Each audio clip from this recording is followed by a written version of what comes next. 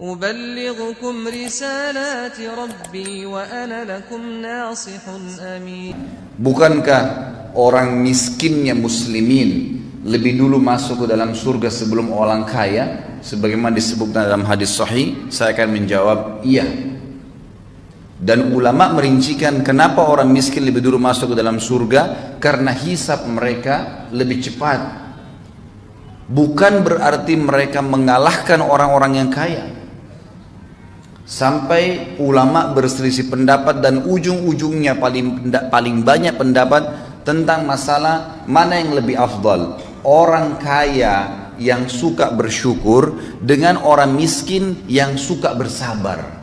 Mana yang lebih afdal posisinya?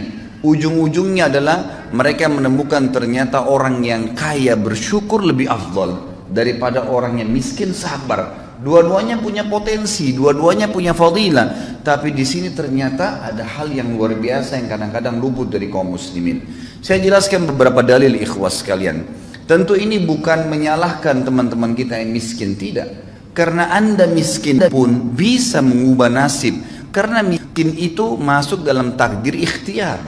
Masuk dalam takdir ikhtiar. Itu potensi. Allah berikan waktu kita sama semuanya. Ya, samanya itu adalah 24 jam. Semua punya mata dua, punya kuping dua, tangannya dua, kakinya dua. Semua punya potensi yang sama. Waktunya sama-sama 24 jam. Sama-sama lahir dari rahim seorang ibu. Kenapa kok ada orang yang maju dan ada orang yang tidak maju? Ini yang butuh kita ya korek. Apa kira-kira rahasianya? Apa kira-kira rahasianya? Ternyata dalam Islam banyak sekali dalil yang mendongkrak kita untuk menjadi orang yang sukses dunia dan juga akhirat. Saya angkat pertama misalnya dalilnya, ulama mengatakan rukun Islam itu ada 5. Semuanya wajib. Tetapi 5 rukun Islam ini dari syahadat, salat, zakat, puasa Ramadan dan haji, semuanya wajib, cuma dibagi 3 lagi oleh para ulama. Yang pertama adalah wajib, tidak ada toleransi di situ, tampaknya pasti kafir. Itu adalah syahadat dan salat. Ini jelas, mutlak. Syahadat, tanpa syahadat seseorang itu dikatakan kafir. Dia tidak syahadat. Kalau dia syahadat dia jadi muslim, kecuali lahir dalam keadaan Islam, berarti dianggap sudah terwariskan dari orang tuanya, karena otomatis orang tuanya akan selalu mengajarkan kepadanya masalah syahadat. Kalau masalah sholat, yang meninggalkan secara pembangkangan, sebagaimana ulama mengatakan hukum tarkus sholah amdan wa jahdan, sengaja dan membangkang, itu kufur. Sebagaimana sabda Nabi SAW, al-ahdu alladhi bainana bainahum tarkus sholah faman taraka faqad kafar. Perbedaan dasar antara kami dengan orang-orang kafir adalah sholat. Siapa yang meninggalkannya maka dia telah kufur. Yang kedua, ikhwan dan akhwat sekalian, rahimani rahimakumullah, adalah rukun Islam yang wajib tapi masih bisa diganti di waktu yang lain. Kalau orang itu punya udzur syar'i, puasa Ramadan, kita tahu kalau orang musafir, sakit, wanita haid dan seterusnya, ada udzur-udzur syar'i masih bisa diganti, tapi harus diganti. Allah mengatakan dalam Al-Quran, a'udzubillahi minasyaitonirrajim, fa'iddatu min ayyamin ukhar. Gantilah di hari-hari yang lain, ada toleransinya. Yang ketiga yang jadi saksi bahasan kita, wajib tapi bagi yang mampu, zakat dan haji. Perhatikan apa kata para ulama. Banyak orang Islam salah faham dengan 2 rukun ini. Pada saat mereka tidak punya pendapatan, mereka tidak capai nisab atau haul. Nah, nisab terutama secara khusus, masalah hartanya tidak mencapai 85 gram emas dalam 1 tahun masa penyimpanan harta, dia menganggap dirinya tidak akan pernah perlu memikirkan masalah rukun Islam ini. Nggak usah pikir zakat deh, saya tiap tahun biar terima zakat saja. Ini pemahaman yang salah. Oh, kalau pergi haji biayanya mahal, ya udah saya kayaknya nggak, udah pendapatan gaji saya cuma 1 juta sebulan, 2 juta sebulan, kayaknya saya nggak mungkin pergi haji deh, biayanya sampai 70-80 juta kalau NH plus, maka mungkin saya tidak akan pernah haji. Ini pemahaman yang keliru sekali, karena dia akan memvakumkan dirinya dan tidak mau mencapai target itu. Padahal sebenarnya seorang muslim, kata ulama, wajib baginya minimal niat, mengatakan, ya Allah, mudah-mudahan satu waktu berdoa kepada Allah, saya dari tadinya menerima zakat, memberikan zakat. bukan mustahil Allah ganti keadaannya. Lalu dia ikhtiar memasang program, kalau tahun ini saya terima zakat, tahun depan saya ingin memberikan zakat. Dengan niat yang saleh, niat yang baik, maka akan Allah SWT mudahkan jalannya, dan dia juga akan menjadikan atau mengatur program-program agar bisa mengeluarkan zakat. Tahun depan belum bisa, tahun depannya lagi. Yang penting ya Allah, jangan buat saya meninggal kecuali saya sudah mengeluarkan zakat. Itu sebuah niat yang tulus. Begitu pula dengan haji. Ya Allah, sebelum saya meninggal saya ingin mengerjakan haji tahun depan, 2 tahun lagi, 3 tahun lagi, mulai menabung. Allah SWT berkahi. Berapa banyak orang yang menabung, ikhwah akhwat sekalian, subhanallah, dananya baru 10 juta, tapi karena ada temannya, ada kerabatnya yang tahu dia nabung untuk haji, lalu dilengkapkan pada tahun depannya, sudah kamu pergi haji saya biayain selebihnya. Itu banyak terjadi. Akhirnya kan terpenuhi rukun Islamnya dengan niat dan tekad yang baik. Ini penting sekali. Dan ini sekaligus mendobrak ya pemahaman umat Islam bahwasanya lebih baik ya dalam keadaan miskin dan susah daripada keadaan kaya. Ini pemahaman yang salah.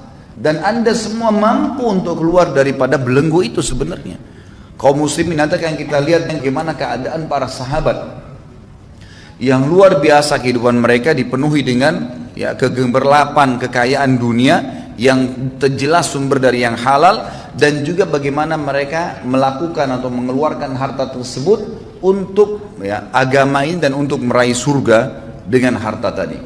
Dalil yang kedua, ikhwah akhwat sekalian, tentang masalah pentingnya orang menjadi orang yang kaya sebenarnya, punya pendapatan. Kaya ini relatif ya, bukan berarti orang sudah punya triliunan rupiah. Kaya itu ulama berikan definisi adalah orang yang sehat badannya, kemudian punya pendapatan yang mencukupi untuk kebutuhan dia, dan juga bisa mengeluarkan untuk sedekah. Itu sudah kaya namanya, karena dia sudah punya pendapatan untuk keluarkan, jadi dia sudah tidak butuh bantuan orang. Itu namanya kaya.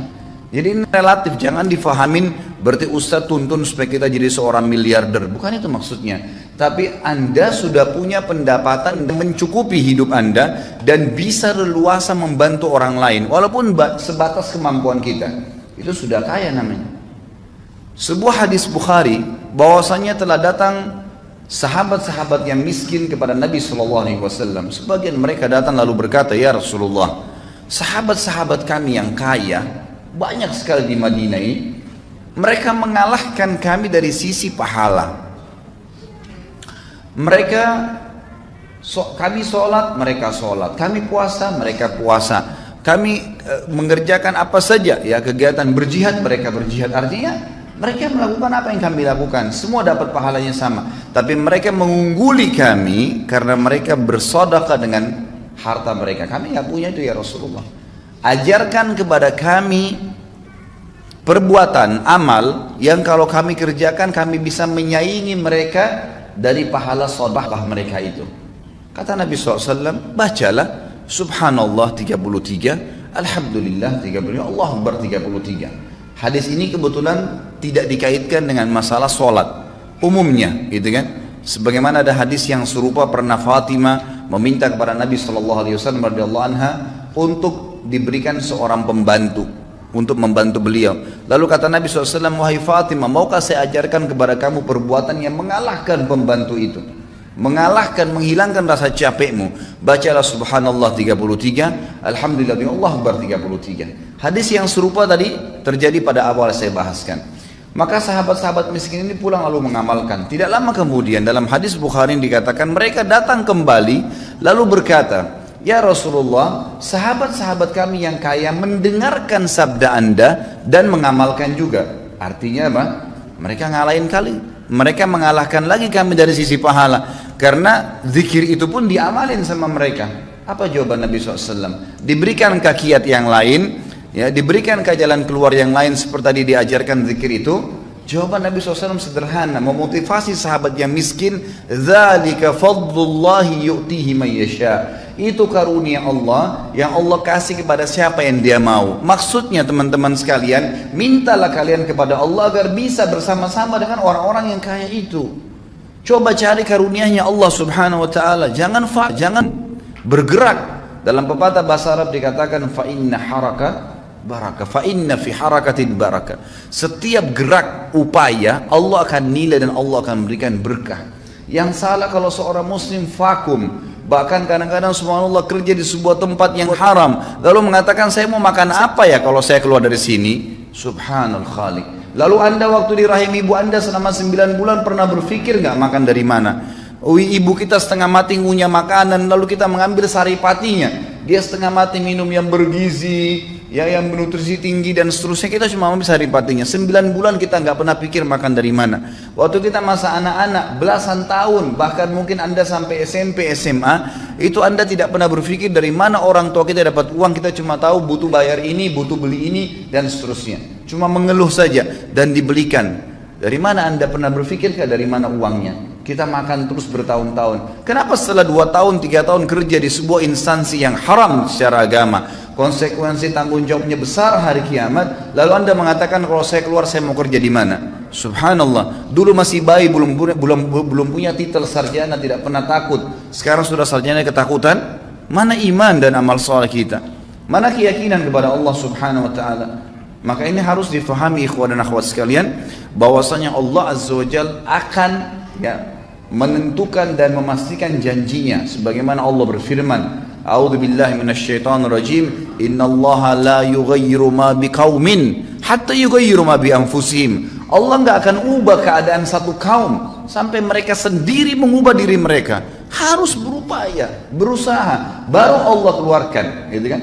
Orang sakit, kata ulama, lebih cepat sembuh dengan dia ikhtiar. Coba tanya, konsultasi sama dokter, minum obat, ikhtiar bertanya, daripada orang yang vakum duduk tidur nanti sembuh sendiri, gitu kan? Pasti berbeda. Maka harus seseorang itu bergerak di dalam agama Islam. Ini jelas sekali. Ini jelas sekali. Baik, contoh yang ketiga, secara rasional saja saya kasih. Masjid ini sekarang, saya ceramah, antum dengar. Kita semua insya Allah dapat pahala kalau ikhlas kepada Allah Subhanahu wa ta'ala. Dan semoga Allah tanamkan dalam hati kita keikhlasan itu. Hadir di masjid, sholat tahiyat masjid, kita nunggu antara sholat dengan sholat. Ini juga termasuk insya Allah sampai duhur nanti. Kemudian hadir di majelis ilmu. Banyak sekali fadilah yang kita dapatkan nih. Saya sering kasih contoh di pengajian saya teman-teman sekalian. Kalau saya sholat, lalu teman saya juga di sebelah sholat, saya mengajak dia, tadi dia nggak sholat, saya panggil, ayo sholat ya, dia sholat. Saya dapat pahala, misal contoh saja dikasih pahala sama Allah 100. Dia juga dapat pahala 100 karena dia sholat, gitu kan? Dua-dua dapat pahala. Tapi saya karena mengajak dia dikasih pahala sama Allah 100 persis pahala dia tanpa dikurangin dari pahala dia. Plus, bonus, saya dapat 200 karena ngajak orang. Tapi pernah gak kita berpikir bahwasanya orang yang bangun masjid ini panen pahala semua orang yang sholat? Artinya dari mana orang bisa bangun masjid? Dari harta, ikhwah sekalian. Harus punya uang, harus punya pendapatan. Tapi pendapatannya sumbernya halal, keluarnya jelas kemana, bukan dipakai foya-foya. Bangun masjid. Sabda Nabi SAW dalam hadis sahih dikatakan, man bana baitan lillah bana Allahu lahu baitan fil jannah. Siapa yang bangun di muka bumi rumah untuk Allah, masjid, Allah akan bangunkan baginya istana di surga. Oh Ustaz, saya nggak mampu bangun satu masjid, nggak masalah. Ada hadis lain yang mengatakan siapa yang membangun rumah Allah di muka bumi sebesar cakaran kaki burung di tanah, semampu kita cuma ikutkan 10.000 rupiah, 100.000 rupiah, digabung dengan pembelian semen dan batu bata dan seterusnya, maka Allah akan bangunkan baginya istana di surga. Jadi beda, orang yang menggunakan harta itu besar sekali gitu kan, dia akan dapatkan pahala. Bayangkan kalau masjid ini menampung 1.000 orang misalnya, atau 2.000 orang, setiap orang yang sholat berapa banyak pahala yang didapatkan. Sementara tadi saya kalau ngajak teman saya 1 orang, saya sudah dapat pahala dia. Bagaimana dengan orang yang bangun masjid ini? Rumah anak yatim, perbaikan jalan, banyak sekali kegiatan-kegiatan sosial, mencetak Al-Quran, ya kan? Belum lagi kalau kita bicara jihad di jalan Allah Subhanahu wa taala. Dan ini peran yang paling besar dari Uthman bin Affan yang akhirnya membeli surga dengan hartanya.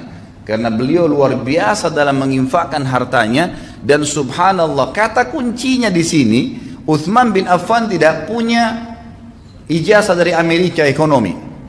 Uthman bin Affan tidak paham komputer zaman dulu.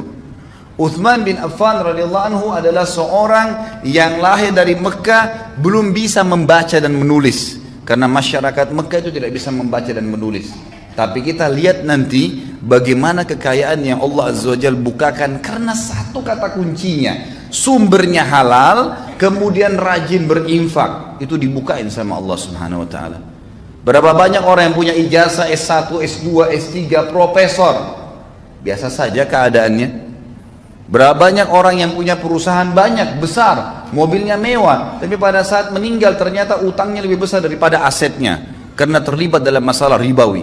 Apakah ini dianggap prestasi dunia, ikhwan dan akhwat sekalian? Atau seseorang yang dasarnya memang tidak punya ijazah? Bukan saya katakan Anda vakum, jangan cari ijazah, bukan. Saya ingin membuka wacana, ternyata bukan ijazah yang mendatangkan sebuah rezeki, tapi kita keyakinan kepada Allah Subhanahu wa taala sebagai pemberi rezeki yang akan membuka itu. Yang akan Allah SWT berikan kepada kita sumbernya jelas, halal, dan dikeluarkan di jalan Allah, rajin mengeluarkan jalan Allah. Kita yakin titipan dari Allah, maka secara otomatis Allah akan limpahkan ya apa yang sebenarnya kita minta.